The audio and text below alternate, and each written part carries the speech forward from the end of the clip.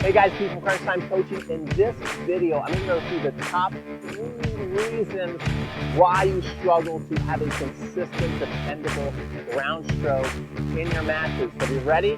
Let's get started. Okay, reason number 1 is you have what I call a tweener ground stroke. You're out there in your matches. Maybe you had a great week of practice and you're really stroking the ball. You're feeling like Roger Federer. You're feeling like Rafa Nadal. And then you get out there and you play your match, and all of a sudden you're missing a ton, the nerves come, but you still want to hit that shot. So you start to do what I call is a tweener ground stroke. It's a half commitment to where you want to hit the ball, but you also want to make it. And when you do that, your hand gets real twitchy and you start to have the ball just fly on you, and it's one of the worst feelings in the world. We've all experienced it. Of course, I've never experienced it. Okay, I've experienced it a lot. It sucks, all right? But anyway, you have that tweener ground stroke. It's definitely going to lead to inconsistent shots. Let me show you what it looks like from the back. Okay, so again, you want to hit the ball so you're not ready to go into complete push mode, but you also are really trying to, you're kind of praying the ball to go in, so you have this tweener ground stroke where you're trying to hit, but then you also try and push it, and there's a big twitch on contact, and you can see that those balls are going out.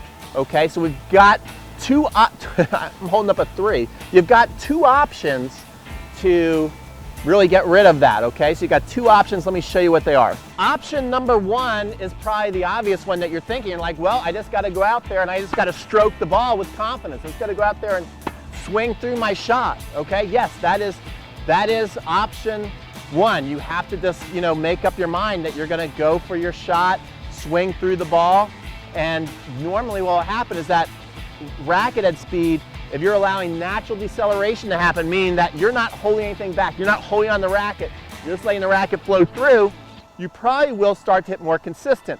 Now that is easier said than done, especially if you're watching this video and you are under your 4.0, let's say middle of the road 4.0 or under. This is a very hard thing to just do, okay? So that's one option. You can try that. The other option, and I recommend that you have this, I recommend you have this shot. I'm not saying not to work on developing really, really nice looking shots. I'm not saying to do that. But a lot of you, what Rick Macy likes to call you have a stroke that's baked in, meaning that's on autopilot. The pros all have baked in strokes. You're probably still looking to develop your stroke. You've got a bunch of different swing thoughts in your head. So you've got to have a shot that you can rely on to just push the ball in. I know you don't want to hear that, but if you want to win matches, you should have this in your back pocket, because just because you're pushing the ball in doesn't mean that you can't play really great tennis out there in a 4-0 match, a 3-5 match, a 3-0 match, to where you basically get your racket in a continental grip and then you punch the ball in the court. And you can do all kinds of shots like this. If you've ever played anybody, sometimes they're a nightmare to play. They're hitting little drop shots on you, they're hitting the ball, they're pushing you back deep, they're lobbing over the net man and creating mass confusion. So this is a shot that you want to have in your back pocket. Again, it's basically just getting set in the volley and pushing the ball so you can really, really control it. That gets rid of the tweener problem, because how many times you played a match and you keep telling yourself, okay, I'm going to stroke the ball, I'm going to stroke the ball, and then it never happens and you lose. Well, if you do want to win, right? Because some people are like, well, I don't care if I lose, I just want to stroke the ball. That's fine, keep stroking the ball. But if you want to have a chance of winning a match to where when your ground stroke deserts you, you should go to that push ground stroke. That push punch ground stroke will win a lot of matches, trust me. It's probably not what you want to hear, but it is the truth, okay? So the truth will set you free, and the truth will have you win more tennis matches. All right, let's go on to reason number 2. Okay, reason number 2 why your ground strokes desert you in matches is you don't have a stroke that has shape to it, okay? A nice arc, up and down movement. This makes it easier to go for your shots in matches if you're somebody who says, well, I really want to stroke my shot. I really want to go for it. Okay, I want to look more like the pros, but you're going out there and you're hitting a lot of line drive ground strokes. You see how that was a really nice looking shot, but it hit the tape, which was so heartbreaking, okay? And then you go again and you're driving through the shot, and now it went just long, and you're like, oh my gosh, I'm hitting the ball good. It's right in the middle of the strings. Why am I missing? Okay, then you're gonna go for another shot. Oh my gosh, it's gone again. Okay, so you're like, this just stinks. I'm hitting the ball. I definitely hit a better ground stroke than my opponent who's just over there tapping the ball, but they're not going in. I'm losing a ton of points, and I'm getting super frustrated, okay? So what you have to do is develop a ground stroke that has shape to it. If you watch the pros hit, you see them getting here, and their strings are usually facing the ground, which is interesting. You're thinking, well, that doesn't seem like we're starting off good. That seems like we're gonna hit a lot of balls in the net. Watch how this develops though. I'm here, I got my strings facing the ground.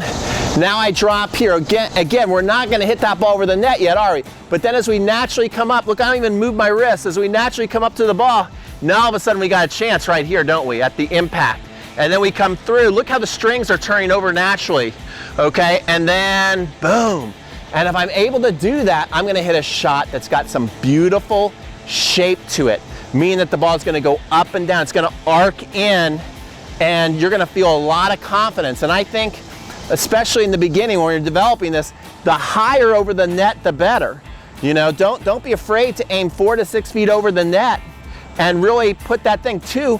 When you're playing people, I've done a quick survey on many of my students over and over again. I'll have 10 students lined up, and I'll ask them, grade yourself as far as where you're hitting the ball, where you're comfortable hitting the ball. Most people say, knees and below, they'll give themselves like a B or a C.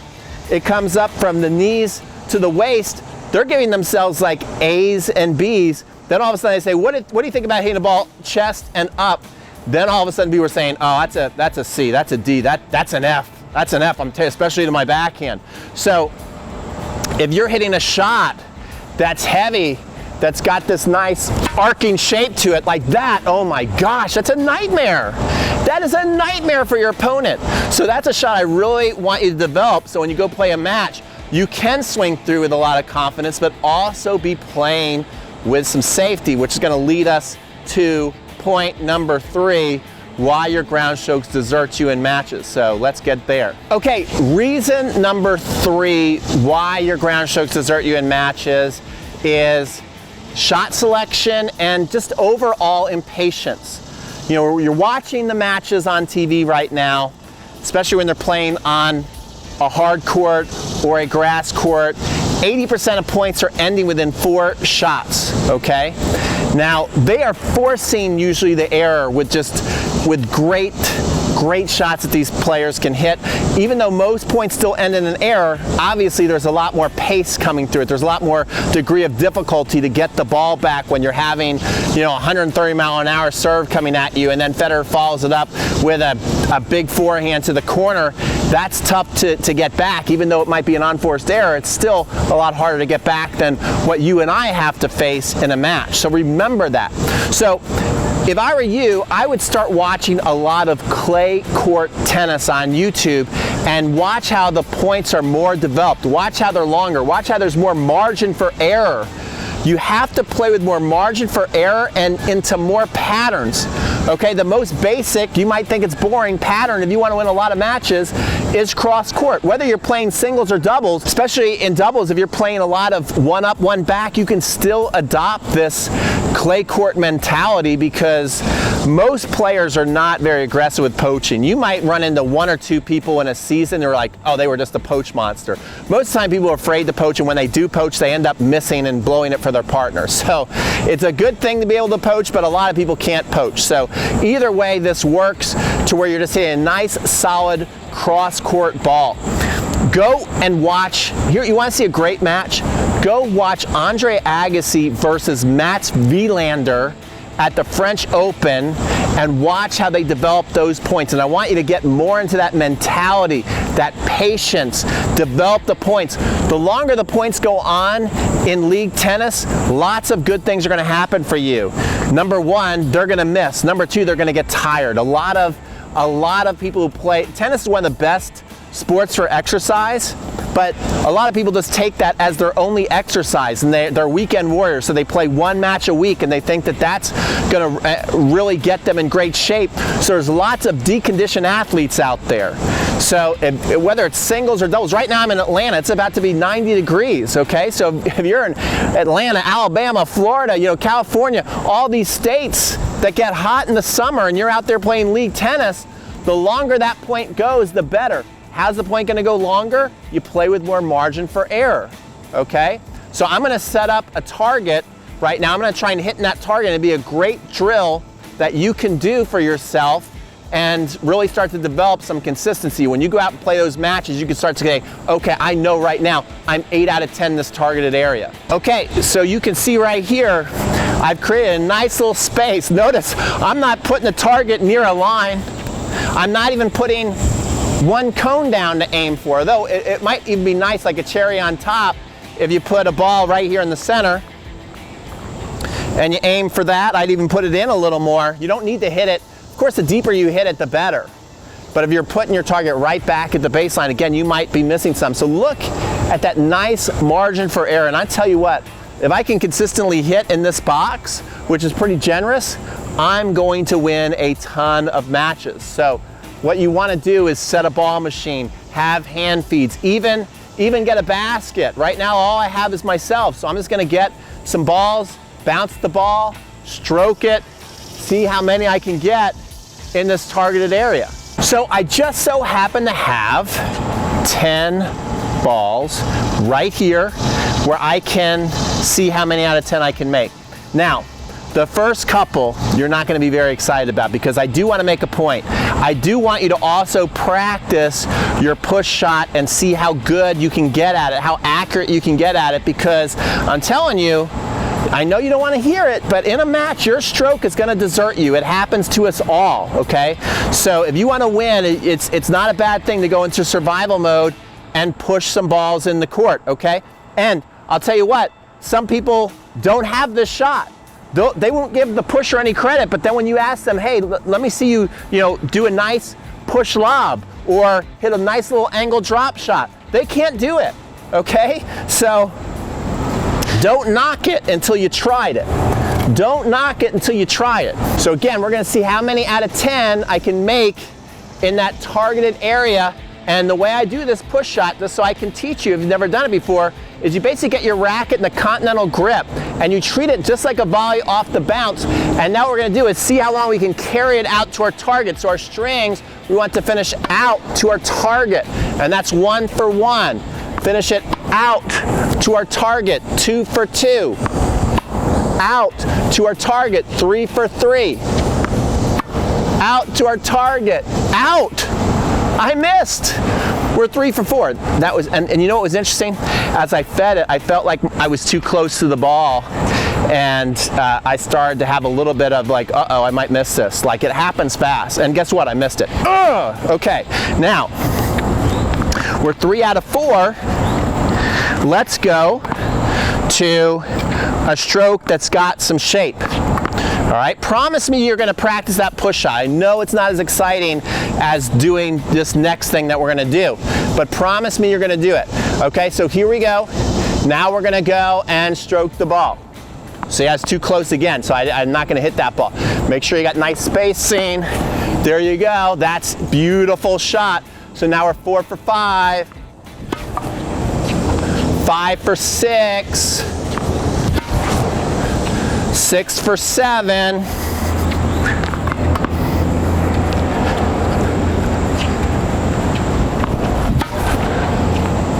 7 for 8, I think. You guys can let me know on YouTube. I might have been a little short there, but at least it's in play, right? So we're playing. I'm gonna give myself that. I think it might have hit it, but it could have been short. We'll say 7 for 8. 8 for 9, one more. Close. I think it was in though. I think it was in. Okay, so I was either 9 for 10 or 7 for 10. I don't know. You guys can decide. You let me know on YouTube. I'm not gonna go back and review it. Either way, I was 7 for 10 or 9 for 10. Doesn't matter. That's the drill that I want you to do, and I want you to set a goal, okay? So I'm setting that goal for myself. I want to be 8 for 10 like all the time. And if I'm not 8 for 10, let's just do this. Okay, let's do this for the people who might be saying, no, he missed it. Let's say my goal is 8 for 10, because I want you to play with pressure, and you didn't accomplish your goal. I want there to be a consequence. So now the consequence, because I was not 8 for 10, let's say I did miss those 2 shots, I ended up 7 for 10. My punishment for that, but look, think about this, the punishment just gets me in better shape. My punishment for that is 10 push-ups, what I will do for you right now, just because I love you guys and I want to get in better shape. So here you go. 1, 2, 3, 4, 5, 6, 7, 8, 9, 10. Okay? When's the last time an online instructor hit the deck for you and gave you 10 push-ups? I don't think you've ever seen it. All right, so anyway, there you go. But see, that's pressure. I know, like, okay, if I don't make this, I'm gonna give myself some kind of physical pressure, because I want your practices, I want you to get a little nervous in practice. If you just go out there and whack the ball on the ball machine or hit balls off your basket and you're not keeping score and you don't have a consequence, then there's no real nerves created by it. Just think about this. Right now I've got the camera on. I know that the YouTube world is going to be watching. Not much of a world, but it's my tennis world. I know they're going to be watching this video. That gets me a little nervous. And then having the consequence of having to do a physical exercise afterwards also can get you a little nervous.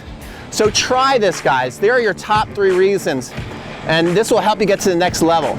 Also in the description, I've got a lot of things to help you get to the next level. Number 1 is I have my Next Level University free 8-part training series down there for you. And look at this shirt. I'm gonna go out and get my TennisCon 4 shirt very soon. That's coming up in October, where we work with the best coaches on the planet, like Rick Macy, Jeff Saldenstein, Essential Tennis, Fuzzy Yellow Balls, Gigi Fernandez, Jorge Castaneda, the list goes on and on and on.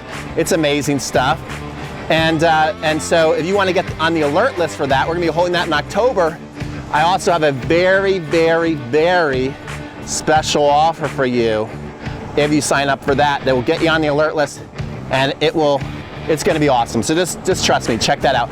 I also have a free serve course called Serving A to Z in the description box below, which is just not like a 3-part series, which a lot of people do, and I do a lot of times, but this actually has 33 videos. 33 videos on how to serve, okay? So then it will take you from A to Z. So, you know, if you're just starting out or you want to learn more advanced concepts like how to hit a slice, how to hit a kick, how to perfect your toss, it's all in this free training for you.